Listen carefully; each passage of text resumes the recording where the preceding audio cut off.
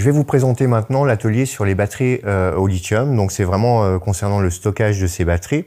Alors voilà un petit peu comment ça s'organise. Toujours pareil, je présente l'entreprise. Ensuite, on va parler du prix Nobel de chimie, puisque en fait les 3 inventeurs de la batterie au lithium ont reçu le prix Nobel de chimie en 2019. On va voir comment fonctionne une batterie au lithium également. Vous expliquer pourquoi c'est si fragile et pourquoi ça s'enflamme si rapidement. Les nombreux avantages de ces batteries, puisque essayez de réfléchir le nombre d'appareils aujourd'hui électriques que vous chargez, ne serait-ce qu'en commençant par votre téléphone portable.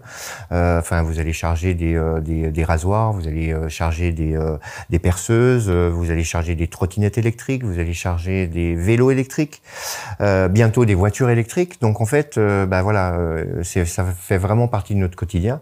Et comme je vous disais, je vais vous montrer comment fonctionne aussi l'emballement thermique d'une batterie. Vous allez voir que ça fait pas rigoler.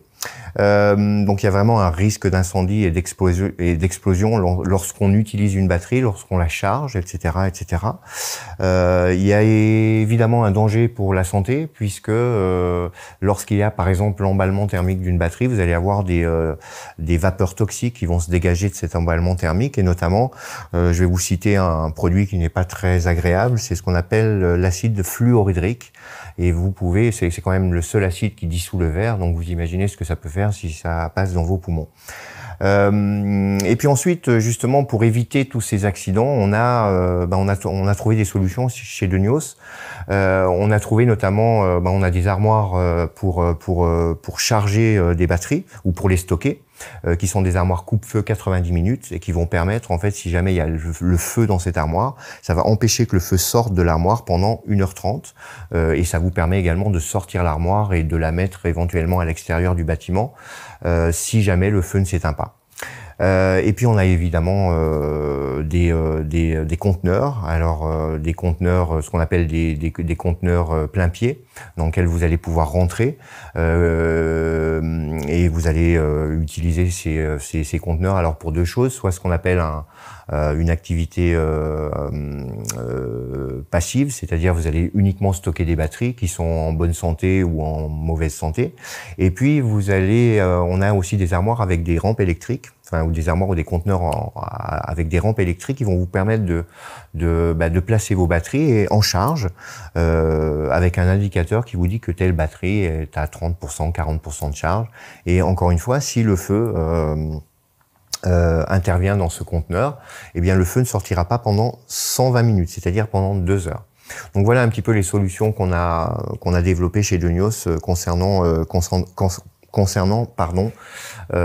ces batteries au lithium. Alors je vais vous montrer justement une vidéo concernant l'emballement thermique d'une batterie, et comme vous pouvez le voir sur cette courbe, en fait, quand ça commence à dépasser les 60 degrés, ça veut dire que ça commence l'emballement thermique est en train de commencer. Au bout d'un moment, l'électrolyte, c'est-à-dire le liquide qui se trouve dans la batterie, va commencer à s'évaporer.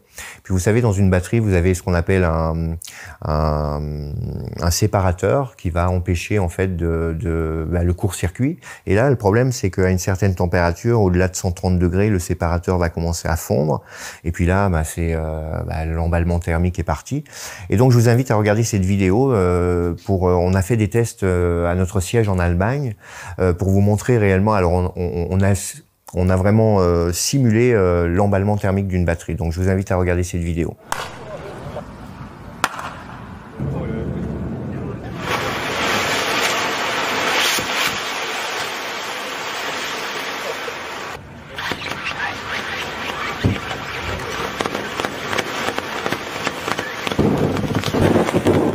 Alors c'est tout simplement une batterie de vélo, et donc vous voyez, on a mis le feu, et comme vous pouvez le voir, c'est assez impressionnant à l'extérieur, bien sûr.